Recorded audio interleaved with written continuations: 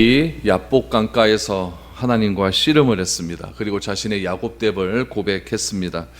하나님이 자신의 야곱됨을 고백한 그에게 은혜를 베풀어 주십니다. 그것은 이름을 바꾸어 주시는 거였죠. 이제는 너를 이스라엘이라 부르리라 라고 해주셨습니다. 야곱은 야복강에서 하나님을 만난 후 고통과 어둠의 자리였던 야복을 하나님의 얼굴이라는 이름의 브니엘이라고 하는 이름으로 바꾸었습니다. 이제 브니엘이라고 이름을 부르는 그때 새벽이 되었습니다. 찬란한 태양이 떠오르게 되었죠. 야곱은 더 이상 두려워하지 않게 되었습니다. 비록 그의 다리는 절름발이가 되었지만, 그래서 절면서 그렇게 가게 되었지만은 이제 야곱은 라반이라고 하는 큰 산을 넘게 되었고, 하나님과의 만남을 통해서 이제는 에서라고 하는 삶도 넘을 수 있게 될 것이다 라고 하는 그런 마음을 가지게 되었습니다. 야곱은 자신에게 어떠한 일이 일어날지는 알지는 못합니다. 그러나 분명한 것은 무엇이냐면은 하나님께서 이제 나와 함께 하심으로 내 삶을 신실하게 인도하실 것이라는 것, 오늘 내 삶에 찾아온 에서라고 하는 위기를 하나님께서 선한 방법으로 감당하게 하실 것이라고 하는 그런 마음이 생겼습니다. 요즘 참 어렵지 않습니까? 여러분 마음 가운데도, 여러분들의 삶들 가운데에도 너무나 큰 위기가 있지 않습니까?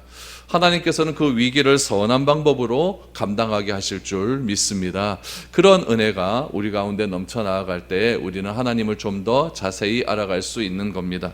그런 믿음을 가졌을 때에 야곱에게 어떤 변화가 있었고, 변하지 않는 부분은 또 어떤 부분이 있는가, 오늘 33장 말씀을 통해서 여러분들과 한번 알아보기를 원합니다. 1절과 2절을 보십시오. 야곱이 눈을 들어보니 에서가 400명의 장정을 거느리고 오는지라. 그의 자식들을 나누어 레아와 라헬과 두 여종에게 맡기고 여종들과 그들의 자식들은 앞에 두고 레아와 그의 자식들은 다음에 두고 라헬과 요셉은 뒤에 두고. 눈을 들어 보았습니다. 자신이 브니엘이라고 하는 곳에서 하나님을 경험한 후에 눈을 들어 보니 에서의 군사 400명이 야곱 앞에 나타났습니다. 야곱이 어떤 행동을 합니까? 자식들을 줄 세웁니다. 여종들과 그의 아들들, 또 레아와 그의 자녀들, 라헬과 그의 자녀들 순서대로 줄을 세웠습니다.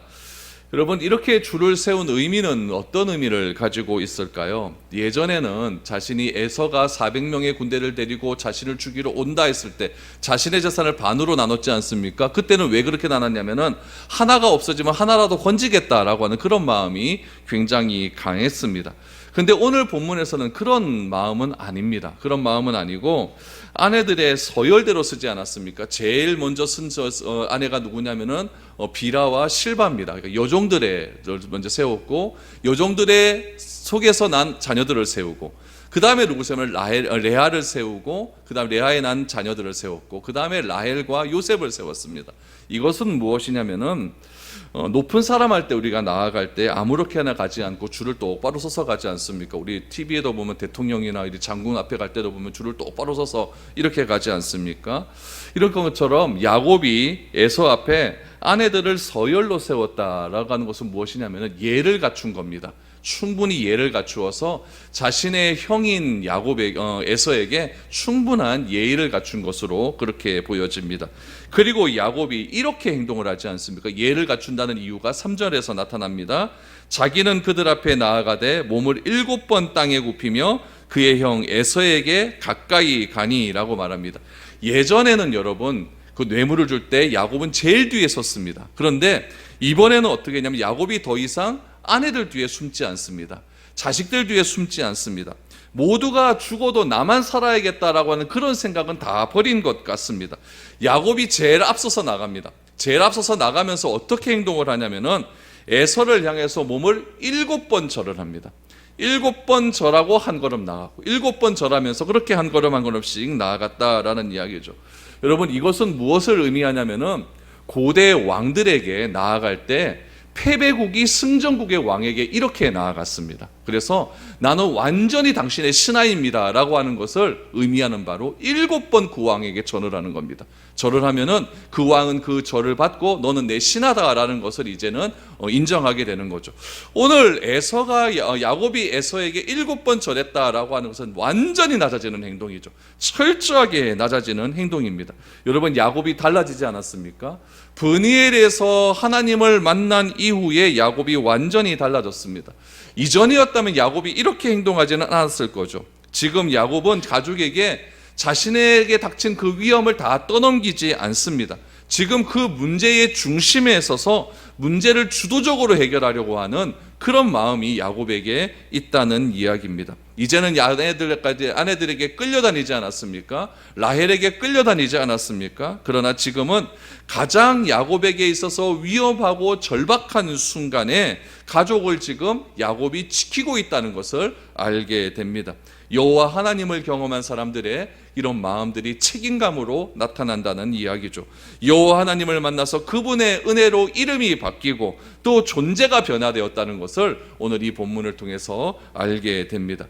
여러분, 야곱이 에서에게 7번 전하면서 나오자 에서가 야곱에게 나아옵니다. 그런데 에서에게 어떤 일이 일어났는지를 보시기 바랍니다. 4절에 보니까 에서가 달려와서 그를 맞이하여 안고 목을 어금 맞추어 그가 입 맞추고 서로 우니라. 여러분, 20년 전에 야곱이 에서에게 도망쳐 나왔을 때에 에서는 어떻게 했느냐? 우리 아버지만 죽으면 내가 동생을 죽이겠다라고 온 동네방네 떠들면서 다녔던 그런 에서입니다. 불같이 화를 냈던 그런 에서입니다. 그런데 에서가 어떻게 합니까? 야곱을 끌어안고 입을 맞추기를 시작합니다. 여러분, 끌어안고 에서가 야곱에게 입을 맞추자 여러분 부둥켜 알고 통곡이 일어나기 시작하는 겁니다. 울기 시작을 합니다. 쌍둥이 형제가 몇 년 만에 만났어요? 20년 만에 만나지 않았습니까?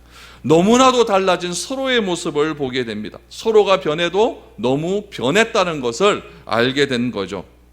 에서의 입장에서 생각해 보세요. 얼마 전에 에서가 야곱을 죽이겠다고 400명의 군사를 이끌고 야복 강가까지 왔습니다. 그때 에서가 지금 보았던 것은 무엇이냐면은 야곱이 형 에서에게 무엇을 줍니까? 나는 이렇게 성공했습니다 라고 하는 그런 전갈도 전했고, 야곱이 형 에서에게 어마어마한 한 국가에게 조공을 드릴 것만큼 아주 어마어마한 재산을 에서에게 지금 뇌물로 주지 않았습니까? 그러면 에서의 생각에는 야곱은 어떻게 와야 정상입니까? 멋지게 하고 와야 된다. 요즘 말로 하면요, 최고급 승용차를 타고 명품 옷을 쫙 빼입고 이렇게 나와야 정상 아닙니까? 그런데 지금 야곱의 모습은 어떨까요? 엉망진창입니다. 왜냐하면은 그 전날 새벽에 야곱이 누구와 씨름했어요? 하나님과 몸을 맞도록 씨름을 한 거예요. 씨름하니까 온몸에 기는 다 빠졌죠. 온몸은 땀투성이죠. 또 야곱이 에서에게 7번 전하면서 나오는 거 보니까 야곱이 장애인이 돼버린 거예요. 막 절면서 나오는 거죠. 그러니까 형 에서 마음이 이게 막 이상해지는 거죠. 막 마음이 막 우러지기 시작을 하는 겁니다. 그래서 에서의 마음 가운데 어떤 마음이 생기기 시작하냐면은 긍휼의 마음이 막 넘쳐나기를 시작하는 거죠. 에서는 절하면서 다가오는 동생 야곱을 따게 달려가서 확 끌어안기를 시작하는 겁니다. 끌어안자 여러분, 두 형제 가운데 마음속에 끌어오는 감정을 주체할 수 없어서 소리내어 펑펑 울기를 시작했다는 이야기입니다. 에서가 왜 이런 일을 했는지는 도무지 알 수가 없습니다. 처음부터 야곱을 한대하기 위해서 400명을 데리고 나왔다라고 주장하는 사람들도 있습니다. 처음부터 에서가 괜찮은 사람이었기 때문에 그렇게 한 것이다라고 말을 하는 사람도 있습니다. 또 다른 의견은 무엇이냐면은 다혈질이라는 거예요. 여러분, 다혈질인 사람의 가장 큰 특징은 무엇이냐면 확 올랐다가 확 가라앉아 버립니다. 이게 뭐냐면 굉장히 감성적이라는 이야기죠. 감정적이라는 이야기죠. 야곱이 에서를 속이고 난 다음에 도망갔을 때는 감정이 갑자기 확 올라와 버리는 겁니다. 그런데 지금 자신의 동생의 모습을 봐보니까 이거는 감정이 확 가라앉아 버려가지고 도무지 어찌할지를 모르는 그런 마음들이 에서 마음 가운데 넘치기 시작했다는 이야기죠. 야곱의 초라한 모습을 보면서 형제가 터져 나온 것이라고 하는 견해도 있습니다. 그러나 여러분, 성경에는 자세한 이야기는 나오지 않기 때문에 확실하게 말씀을 드릴 수는 없지만 중요한 것은 무엇이냐면 에서의 이러한 행동이 어떤 사건 이후에 나왔느냐? 하나님을 야곱이 경험한 이후에 나온 행동이라는 이야기. 우리가 여기에 집중을 해야 된다는 이야기입니다. 여러분, 야곱이 에서를 생각할 때는 항상 무서운 존재였습니다. 두려운 존재였습니다. 400명의 군대를 이끌고 자기를 죽이러 온다는 소식을 들었을 때에 야곱의 마음은 불안한 마음, 두려운 마음이 더욱더 넘쳐났습니다. 근데 야곱이 하나님을 경험하고 하나님을 만나고 야곱에서 이스라엘로 이름이 바뀐 이후에 처음 맞이한 사건은 어떤 사건이었습니까? 자신을 죽이러 온 에서가 환대하기 시작을 합니다. 환대하면서 울기 시작을 합니다. 야곱의 마음 가운데 어떤 마음이 들었을까요? 하나님이 나와 함께 하신다고 하니 진짜 함께 하시는구나. 하나님이 내 발걸음을 인도하신다고 하니 진짜 내 발걸음을 인도하시는구나. 하나님의 약속은 정말 변함이 없구나. 이런 믿음이 야곱 가운데 강하게 들어오기 시작하는 겁니다. 에서가 야곱을 끌어안아 펑펑 울자 야곱도 같이 감정이 폭발하기 시작하는 겁니다. 야곱은 하나님의 큰 은혜 가운데 에서를 끌어안고 20년간 감격적인 상봉의 기쁨을 누렸다는 이야기입니다. 여러분, 야곱이 하나님을 만납니다. 하나님으로 인하여서 야곱에서 이스라엘로 바뀌는 은혜를 경험합니다. 여러분, 존재가 바뀌었다라고 하는 것은 무엇이냐면은 하나님과의 관계가 새롭게 변화되었다라는 것을 의미합니다. 하나님과의 관계가 새롭게 변했을 때 그의 삶을 항상 가로막고 있는 거대한 산이었던 에서가 자신을 대하는 태도가 변하는 것을 우리는 보게 됩니다. 야곱은 형 에서를 끌어안고 통곡할 것이라고 하는 것은 상상도 하지 못했습니다. 하나님이 야곱의 현실적인 문제에 직접적으로 개입하고 있다는 것을 우리는 알게 됩니다. 여러분, 우리는 생각할 때 이렇게 생각을 합니다. 하나님께서는 샬롬의 하나님이고 하나님께서는 평강의 하나님이니까 항상 우리의 어떤 추상적인 문제에 개입을 하신다라고 생각할 때가 많습니다. 그래서 마음의 평안함, 마음의 위로 이런 것들을 허락해 주시지 내 환경 속에 내 배경 속에 나타난 어떤 문제는 하나님께서 직접적으로 바꾸어 주시지는 않는다. 이런 문제를 여러분 경험하는 것도 좀 힘들고 그렇게 생각하는 경우가 많이 있습니다. 그러나 오늘 본문 말씀에 보니까 하나님께서는 야곱의 현실적인 문제에 개입을 하십니다. 현실적인 문제에 개입하셔서 에서의 마음을 완전히 바꾸어 주시는 것을 경험하게 됩니다. 하나님은 지금도 이 땅의 역사를 움직이시고 계시는 분입니다. 개인들의 인생 한 명 한 명의 인생에 너무나 관심이 많으신 그런 분이라는 것을 우리는 알게 됩니다. 하나님은 실체 없이 느끼는 감정과 신령한 영역에서만 그렇게 활동하시는 그런 분이 아니라 우리 인간들이 살고 있는 실제의 삶들 속에서 실제적으로 나와 관계를 맺기를 원하시고 나의 실제적인 상황 가운데 개입하기를 원하셔서 하나님과의 관계가 회복되기만 한다면 그 어떤 문제라도 해결할 수 있는 그런 능력이 있는 분이라는 것을 우리는 오늘 본문을 통해서 알게 된다는 이야기입니다. 다시 말하면 하나님은 나의 문제를 외면하는 분이 아니다는 이야기예요. 이 사실을 믿으시기를 바랍니다. 야곱의 문제를 해결하셨던 하나님은 오늘 우리의 문제도 동일하게 놀라운 방식으로 해결해 주실 줄 믿습니다. 하나님께서 여러분들이 지금 처해 있는 막막한 현실 속에 들어와서 역사하심으로 에서라는 산이 옮겨져 가고 라반이라고 하는 삶이 옮겨졌다는 것을 야곱이 경험했듯이 우리도 동일한 경험을 하게 될 줄 믿습니다. 그로 인해 우리가 하나님이 하나님됨을 경험하게 되는 겁니다. 하나님은 진짜 나와 함께 하시는구나. 하나님은 진짜 나와 내 삶 속에 역사하시는 분이구나 라는 것을 경험하게 된다는 이야기죠. 이런 경험이 좀 있어야 예수 믿을 만나는 것 아닙니까? 이런 경험이 있어야 진짜 하나님이 내 삶 가운데 진짜 함께 하시는구나 라는 것들을 여러분 체험하는 것 아니겠습니까? 그런 의미에서 체험의 신앙도 굉장히 중요하다는 이야기죠. 하나님을 바로 알고 하나님을 믿고 하나님과의 관계가 새로워질 때에 하나님은 우리에게 놀라운 은혜를, 체험적 은혜를 경험해 주실 줄 믿습니다. 여러분, 감격적인 형제 재회가 끝이 납니다. 조금 떨어져 격식이 있을 줄 알았는데 감격적인 재회가 일어나죠. 여러분, 오늘이 5절까지만 딱 보면요, 야곱이 진짜 변한 거예요. 야곱이 진짜 하나님을 경험한 거예요. 그런데 6절 이하에 보면은 야곱은 변하지 않았습니다. 똑같은 모습을 봅니다.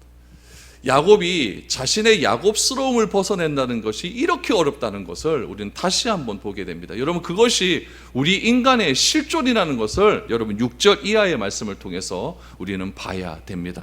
여러분, 6절 이하의 말씀을 보시면 6절 7절을 보십시오. 지금 대화를 하게 되는데 끌어안고 다음에 이제 대화를 할 것 아닙니까? 대화를 하게 되는데 무엇이 이상한지를 여러분들이 한번 잘 살펴보시기를 바랍니다. 6절 7절입니다.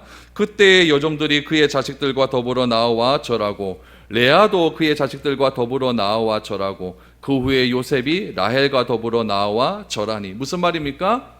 큰아버지, 아주버님에게 우리를 소개하는 거죠. 그렇죠? 큰아버지 하면서 자식들 소개하고 아주버님 하면서 소개하는 겁니다. 소개했습니다. 그리고 8절에서 보십시오. 에서가 또 이르되 내가 만난 바 이 모든 때는 무슨 까닭이냐. 야곱이 이르되 내게 내 주께 은혜를 입으려 함이니이다. 내가 만난 바 이 모든 때는 무슨 까닭. 이건 뭐냐면은 야곱이 예전에 에서에게 준 뇌물을 이야기합니다. 5번에 걸친 뇌물이 있었죠. 그것을 이야기하는 거예요. 이게 뭐냐라고 했더니 야곱이 말을 합니다. 내 주께 은혜를 입으려 함이니. 여기서 주는 누굽니까? 에서입니다. 에서에게 용서를 구하고자 하는 나의 마음입니다 라고 말을 하는 겁니다. 야곱은 에서에게 선물을 주겠다라고 하는 마음이죠. 그래서 9절을 보니까 내게 있는 것으로 족하기 때문에 그냥 놔둬라 라고 이야기한 거예요. 이것으로 봐서 에서도 부자였다는 것을 알 수가 있어요. 여러분 다소 의아하지 않습니까? 지금 야곱이 에서에게 준 선물은요 뭐 1, 20만 원이 아니에요. 한 나라에게 주는 조공과 같은 그런 어마어마한 선물입니다. 여기서 알 수 있는 것은 무엇이냐면은 에서는 야곱의 선물을 먼저 사양을 했다는 데 있습니다. 엄청난 선물을 거부하게 되죠. 게다가 야곱을 9절에서 보니까 무엇이라고 부르냐면은 내 동생아라고 이렇게 부릅니다. 지금까지 여러분 우리가 에서를 오해한 게 있어요. 우리의 머릿속에는 항상 어떤 생각이 있냐면은 야곱은 착한 놈, 에서는 나쁜 놈, 이런 생각이 있어요. 말라기에도 보니까 하나님께서 야곱은 택하고 에서는 안 택했다라고 생각하기 때문에 야곱을 착한 사람, 에서는 나쁜 사람, 인간미도 없는 사람, 우락부락한 사람, 이렇게 생각하는 경우가 많습니다. 그런데 여러분 앞에서 이삭이 에서를 낳고 야곱을 낳고 그 형제지간에 있었던 그런 일들을 보면은 에서가 그렇게 나쁜 짓 한 거 없거든요. 에서는 나가서 열심히 가정을 위해서 일을 했고 사냥해서 부모님 잘 공양했고, 야곱은 뭐 했습니까? 엄마 따라가지고 이렇게 치마 폭에 쌓여 있었고 뭐 이렇게 하고 있었잖아요. 이런 거 보면은 밑갈스럽게도 누가 더 밑갈스러워요? 야곱이 더 밑갈스럽죠. 그런데 자꾸만 우리의 생각 속에는 어떤 생각이냐면 에서는 나쁜 사람이라고 하는 그런 생각이 있어요. 그래서 모든 것에서 이렇게 좀 부정적으로 보는 경향이 있습니다. 에서는 사냥꾼이었죠. 또 야곱이 이삭에게 나아갈 때에 형 몸에는 털이 많다고 하지 않았습니까? 그러니까 뭐가 넘쳐요? 남성미가 넘치는 그런 사람이었죠.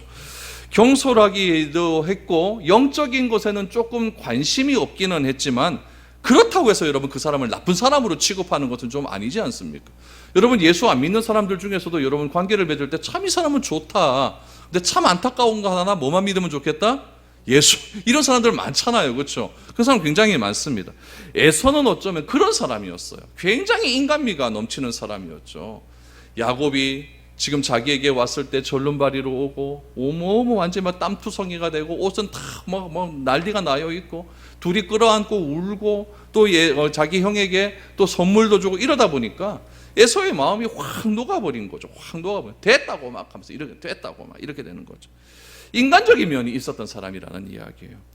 그래서 야곱에게 이렇게 말하지 않습니까? 내가 널 죽이려 한 것은 맞지만 지금 널 다 용서했다는 거죠. 다 용서했다. 동생인 너에게 이런 엄청난 선물 받을 수 없다, 이렇게 얘기하는 거예요. 지금 에서는 야곱의 선물을 거절을 합니다. 에서는 여러분 가만히 내가지고 요즘 야곱을 읽다 보니까 굉장히 매력적인 사람이었어요. 그랬기 때문에 많은 사람이 에서를 따랐죠. 에서를 자신을 따르는 사람들을 이끌고 어떻게 행동을 하냐면은 사해 여러분 동쪽에 보면 에돔이라고 하는 나라가 있어요. 그 에돔이라고 하는 나라에 산이 하나 있는데 그 산의 이름이 세일산이라고 있습니다. 그 세일산 주변이 세일이라고 하는 지역이 있어요. 에서가 그쪽으로 옮겨가거든요. 옮겨갈 때 많은 사람이 에서를 따라가게 됩니다. 따라가서 한 국가를 건설하게 되죠. 그 국가 이름이 에돔이에요. 에돔. 그러니까 여러분 한 나라의 지도자가 되고 한 나라의 리더자가 되는 것은 많은 사람들이 따랐다는 이야기예요. 리더십이라는 것은 내가 어떤 권력을 가지고 그 사람을 강압하게 해서 여러분 리더십이 생기는 것이 아니라 나를 따르는 사람이 그 사람을 인정해 줄 때 리더십이 생기는 거죠. 그래서 여호수아 때도 보면은 하나님께서 여호수아가 불안해하자 하나님께서 여호수아에게 모세와 함께 하셨던 것처럼 똑같이 해주겠다라고 말씀을 하시면서 그렇게 영적인 권위를 해줘 버리니까 모든 백성이 모세를 따랐던 것처럼 여호수아도 따랐다라고 말을 합니다. 거기서 여호수아의 리더십이 생기는 거예요. 에서가 여러분 리더십이 있다는 것은 그 사람을 믿을 만하다는 이야기입니다. 아무에게나 왕을 맡기는 건 아니지 않습니까? 그런 의미로 봤을 때 에서는 굉장히 남성적인 사람이었고, 에서는 굉장히 인간미도 있는 사람이었고, 에서는 다른 사람을 이끌어가기에 충분한 리더십도 있는 사람이었다는 이야기입니다. 어떻게 보면은 야곱보다 더 인간미는 더 넘치는 사람이었죠. 더 넘치는 사람이었죠. 이런 에서에게 야곱은 이렇게 반응을 합니다. 여러분 10절 11절을 보십시오. 야곱이 이르되 그렇지 아니하나이다. 내가 형님의 눈앞에서 은혜를 입어 싸우면 청하건대 내 손에서 이 예물을 받으소서. 내가 형님의 얼굴을 배운즉 하나님의 얼굴을 본 것 같사오며 형님도 나를 기뻐하심이니이다. 하나님이 내게 은혜를 베푸셨고 내 소유도 조카오니 청하건대 내가 형님께 드리는 예물을 받으소서 하고 그에게 강권함에 받으니라. 야곱은 에서에게 선물을 제발 받아달라고 강권했습니다. 11절 하반절에 보니까 강권함에 그랬어요. 강권하다는 것은 한 번 얘기했다는 것이 아닙니다. 2번 하고 3번 하고 4번 했더니 에서가 할 수 없이 받았다라는 이야기입니다. 결국 에서는 야곱이 준 선물을 처음에는 거절했지만 강권했기 때문에 받게 됩니다. 그 과정에서 10절과 11절에서 야곱이 하나님이란 단어를 언급하기 시작합니다. 하나님을 언급하는데 11절에 보니까 형님의 얼굴을 배우니 누구의 얼굴을 배운 것 같다? 하나님의 얼굴을 배운 것 같다. 11절에 보니까 내 소유가 이렇게 된 것은 다 누구의 은혜다? 하나님의 은혜다라고 말합니다. 자기가 부유하게 된 것도 하나님의 은혜고 형에게 이 모든 선물을 할 수 있는 것도 하나님의 은혜라고 말을 합니다. 근데 여러분 이게 진짜 하나님의 은혜입니까? 우리는 알아야 됩니다. 알아야 돼. 뭘 알아야 되느냐? 야곱이 부자가 된 것은 결코 하나님의 은혜가 아니었습니다.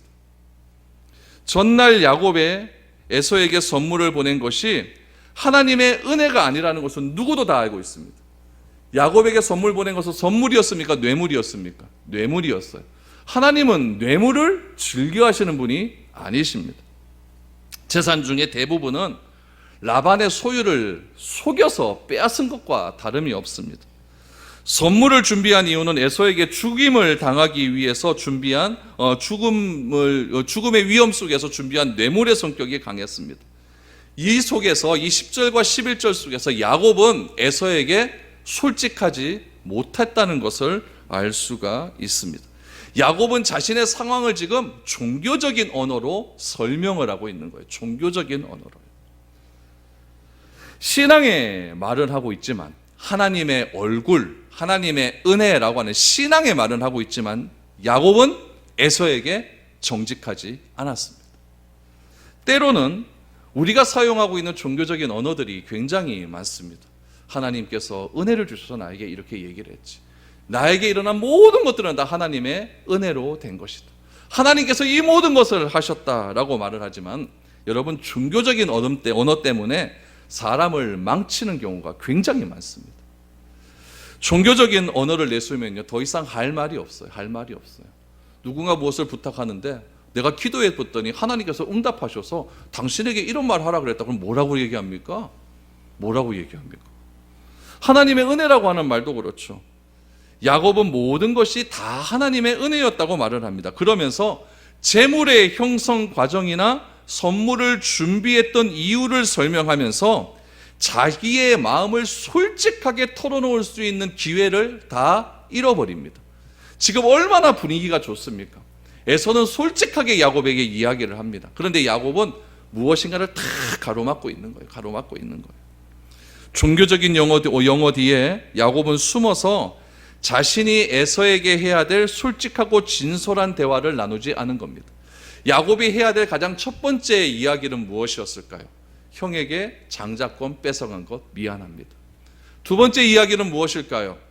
아버지의 축복권도 빼앗아간 것 죄송합니다. 이 말이 먼저 나왔어야 됩니다. 누구라면 하나님을 진실로 경험했다면. 야곱은 하나님으로부터 은혜를 받았습니다. 이스라엘이라고 하는 그런 이름도 받았습니다. 그런데 오늘 창세기 33장에 보면 이스라엘이라고는 이름은 한마디로 나오지 않습니다. 계속해서 성경의 저자는 야곱 속이는 자라고 이야기합니다. 이 말은 무엇입니까?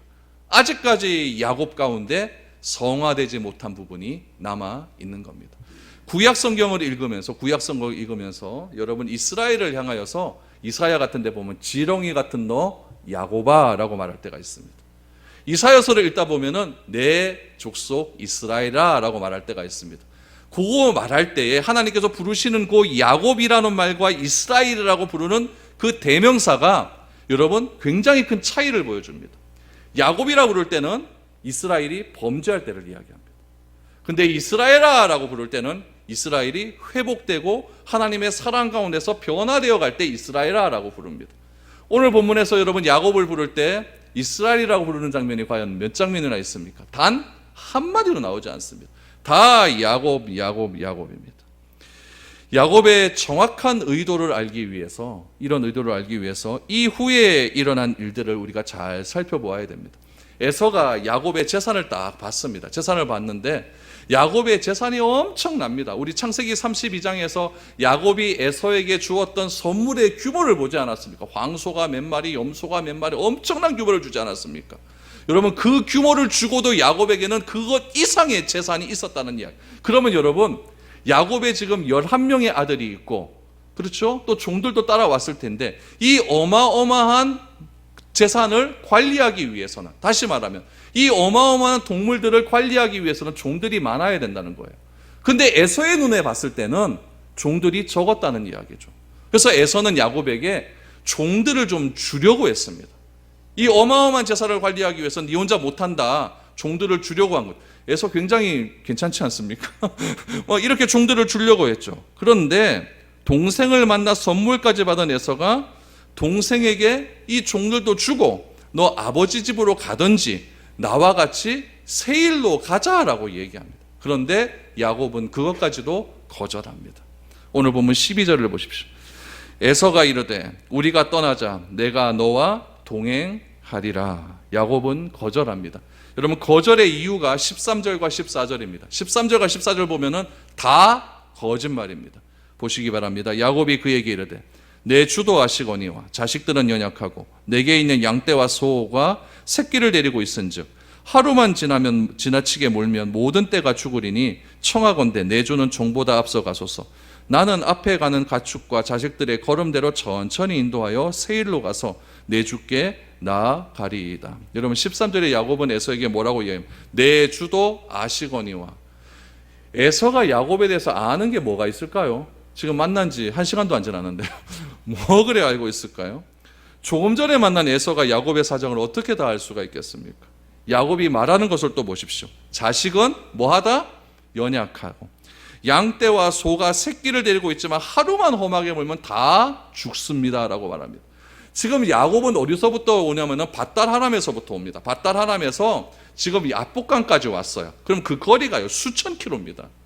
그런 사람들이 연약하다? 야곱의 생각은 라반에게 도망칠 때 하던 그런 생각은 아니었습니다. 여러분 라반에게 도망칠 때 이 어마어마한 재산을 가지고 도망칠 때 이런 생각을 했으면 도망칠 수 있을까요? 못 도망치죠. 내 자식은 연약하고 내 가축들의 새끼들은 조금만 험하게 몰면 다 죽을 텐데 여러분 도망칠 때 니엇 이렇게 도망치는 사람이 있습니까? 억수로 빨리 도망쳐야 될 것 아닙니까? 그런데 야곱이 하는 말은 내 자식은 연약하고 내 가축의 새끼들은 너무나 연약해서 조금만 거치게 먹으면 다 죽습니다. 다 죽습니다. 내가 천천히 형님 있는 곳으로 데리고 가겠습니다. 여러분 자식들은 절대 연약하지 않았습니다. 가축의 새끼들은요 지금 어마어마한 거리에서 도망쳐 나왔기 때문에 여러분 결코 이렇게 힘든 이야기가 아닙니다. 하루만 몰아도 죽는다는 말은 과장한 말입니다. 여러분 이 말의 뜻은 무엇일까요? 야곱이 에서와 가고 싶다 가기 싫다? 가기 싫다는 이야기예요. 가기 싫다는 이야기. 그리고는 형이 먼저 가면 자신은 뒤에 천천히 형 뒤에 따라가겠다고 합니다. 에서는 이렇게 생각을 합니다. 야곱이 자신에게 폐를 끼치지 않으려고 이렇게 말하는구나 라고 생각을 합니다. 그러면서 야곱에게 자신의 종을 얼마 줄 테니까 잘 관리하고 와라라고 이야기를 하죠. 이런 배려도 하죠. 15절을 보십시오. 에서가 이르되 내가 내 종 몇 사람을 내게 머물게 하라. 야곱이 이르되 어찌하여 그리하니이까 나로 내 주께 은혜를 얻게 하소서 하매라고 말합니다. 내 주께 은혜를 얻게 하소서, 멋지게 말을 하지만 그 내용은 종 필요 없다는 이야기. 여러분, 누군가 뭔가 받아버리면은 그 사람 말을 거절하기가 어려워요. 거절하기가 어려워요. 야곱이 에서에게 하는 말을 잘 보셔야 됩니다. 안 그러면 에서가 속았던 것처럼 우리도 속아요. 야곱은 브니엘에서 하나님을 만난 후에 뭐가 늘었냐면요, 멋진 표현이 너무나 많이 늘었습니다. 하나님의 은혜, 하나님의 얼굴을 배웠다, 내 주께 은혜를 베푼다, 너무너무 많이 늘었습니다. 에서는 야곱이 왜 이러는지 알 수가 없었습니다. 에서는 야곱과 함께 있고 싶고 도움을 싣고 싶은데 야곱은 다 거절합니다. 야곱이 함께 하기를 원하지 않음을 알게 된 에서는 야곱에게 천천히 따라오라고 말한 뒤 자신이 거하는 세일로 떠납니다. 야곱은 뭐라고 이야기합니까? 형이 먼저 가 있으면 나도 그곳에 따라가겠다라고 이야기합니다. 그럼 야곱은 에서에게 말한 것처럼 어디로 가야 됩니까? 세일로 가야 돼요. 근데 야곱은 세일로 갔을까요? 안 갔을까요? 안 갑니다. 또 거짓말 칩니다. 또 속입니다. 이스라엘로 하나님께서 이름을 바꾸어 주셨음에도 불구하고 여전히 야곱스러움이 남아있습니다. 여전히 야곱은 야곱입니다. 여전히 속이는 자였습니다. 그러면 야곱이 아버지가 계신 브엘세바로 갑니까? 안 갑니다. 거기도 안 갑니다. 야곱이 자기네 아버지 브엘세바에서 떠나올 때 여러분 베델에서 하나님을 만납니다. 하나님을 만났을 때 하나님과 무엇이라고 이야기했냐면, 내가 다시 이곳 가나안 땅에 돌아오면은 이 베델 이곳에 하나님의 전 다시 돌아와서 하나님의 전을 짓고 하나님께 11조 드리는 것을 생활하겠습니다라고 이야기합니다. 서약한 것도 있습니다. 그럼 야곱이 어디로 가야 됩니까? 베델로 가야 됩니다. 베델로 갑니까? 안 갑니다. 안 갑니다. 그럼 야곱은 어디로 갔을까요? 16절부터 보십시오. 이날에 에서는 세일로 돌아가고 야곱은 숫곳에 이르러 자기를 위하여 집을 짓고 그의 가축을 위하여 우릿간을 지었으므로 그 땅 이름을 숫곳이라 부르더라. 야곱이 밧다라람에서부터 평안히 가나안 땅 세겜 성읍에 이르러 그 성읍 앞에 장막을 치고 그가 장막을 친 밭을 세겜의 아버지 하몰의 아들들의 손에서 베크시타에 샀으며 거기에 제단을 쌓고 그 이름을 엘로헤 이스라엘이라 불렀더라. 여러분, 17절에 보니까 야곱이 거한 곳은 어디입니까? 숫곳입니다. 숫곳이라고 하는 이름의 뜻은 무엇이냐면 빈들이란, 빈들. 세겜성이라고 하는 큰 성이 있는데 그 성 앞에 빈들이라고 하는 숫곳이 있어요. 숫곳. 거기에 장막을 치는 거예요. 그런데 여러분 보세요. 17절 말씀에 보니까 숫곳에 이르러 누구를 위하여 집을 짓고 누구를 위하여 우릿간을 만듭니까? 자기를 위하여 집을 짓고 자기를 위하여 가축을 위하여 우릿간을 만듭니다. 여러분, 집을 짓고 가축들이 거하는 그 막사를 짓는다는 것은 내가 여기에서 살겠다는 이야기예요. 아버지가 계신 브엘세바로도 안 가고 형과 약속했던 세일로도 안 가고 하나님과 약속했던 베델로도 안 가고 나는 여기서 살겠다는 이야기예요. 그리고 그곳에서 수년을 살게 됩니다. 창세기 38장에 보면은 야곱에게 큰 어려움이 닥칩니다. 자신의 딸 디나가 세겜성 족장에게 강간을 당하는 사건이 나옵니다. 그 사건 이후에 야곱은 세겜을 떠나게 됩니다. 만약에 그 사건이 없었다고 한다면 야곱은 거기서 영원토록 눌러 살았을 것입니다. 야곱은 형 에서와의 약속을 지키지 않습니다. 아버지 이삭과의 약속도 지키지 않습니다. 하나님과 한 약속도 지키지 않습니다. 야곱이 왜 숫곳에다가 정착을 했을까요? 이유는 딱 하나입니다. 내 눈 보기에 좋으니까요. 그리고 세겜에 완전히 정착하기 위해서 그 세겜 족장의 아들에게 자신이 거한 땅을 베크시타에 쌉니다. 은 100냥입니다. 그리고 그곳에 제단을 쌓습니다. 제단의 이름을 멋지게 짓습니다. 엘로헤이 이스라엘. 그러면 야곱이 왜 에서가 기다리는 세일로 가지 않았을까요? 왜 아버지가 살고 있는 브엘세바로 가지 않았을까요? 왜 하나님이 보호해 주시겠다고 약속하신 베델로 가지 않았을까요? 야곱은 아버지, 형, 하나님의 권위 아래에 있는 것이 싫은 겁니다. 에서가 있는 세일로 가면은 형의 말을 따라야 됩니다. 아버지가 있는 곳에 가면 아버지의 말을 따라야 됩니다. 하나님과 약속한 베델로 가면은 베델에 가서 하나님의 말씀을 따라야 됩니다. 그는 라말에게 도망친 이후에 자기 마음대로 살 수가 있었습니다. 그런데 에서와 아버지 하나님은 다 자기 위에 있는 권위입니다. 야곱은 자기 마음대로 살고 싶었고 그런 마음으로 세겜에 머무는 것으로 결정을 한 것입니다.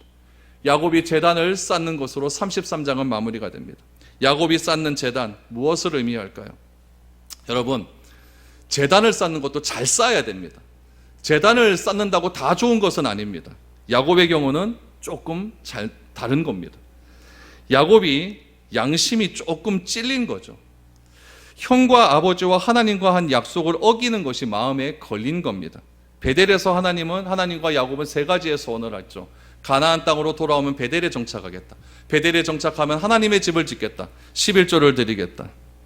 그랬기에 야곱은 베델로 가는 것이 맞습니다. 그런데 가지 않습니다. 보세요. 에서에게 자신이 살기 위해서 뇌물을 준 것은 아깝습니까? 안 아깝습니까? 안 아까워요. 그런데 하나님을 위해서 집을 세우고 11조를 한 생각하니 속이 답답해지기 시작하는 겁니다. 그래서 아무것도 안 하자니 마음이 불편하고 약속대로 하자니 손해는 되는 것 같고 그래서 자신이 머무기로 한 동네 비슷한 곳에 제단 하나 세우고 이곳으로 하나님께 서원한 것으로 퉁치려고 합니다. 그리고 이름을 말합니다. 엘헬로헤이 이스라엘. 이스라엘의 하나님은 전능하시다. 얼마나 멋집니까? 이게 종교성입니다. 이름만 보면 너무나 멋있습니다. 그러나 그가 제단을 세워야 할 곳은 세겜이 아니라 베델입니다. 왜 하나님께서 이스라엘 백성들을 가나안 땅으로 들어가서 거기서 내가 정한 장소에 내 방법대로 내가 정한 날짜에 그렇게 정확하게 하라고 하십니까? 달라야 된다는 얘기. 우리가 아무렇게나 예배드리고 아무렇게나 내 마음에 마음대로 예배드리고 내 마음에 찔리니까 뭐 한번 해드리고 여러분 하나님 이런 거 갖고 기뻐하시는 분이 아니라는 이야기예요. 그럼 우리는 영원토록 야곱일 수밖에 없습니다. 하나님은 우리에게 이스라엘이라고 하는 새로운 이름을 주셨습니다. 그러면 이스라엘답게 살아야 된다는 이야기예요. 여러분 야곱을 보십시오. 하나님을 브니엘에서 만났습니다. 씨름에서 복 주시지 않으면 절대 놓지 않겠습니다. 만났어요. 하나님과 만나니까 에서라고 하는 큰 산이 움직여버리기 시작을 합니다.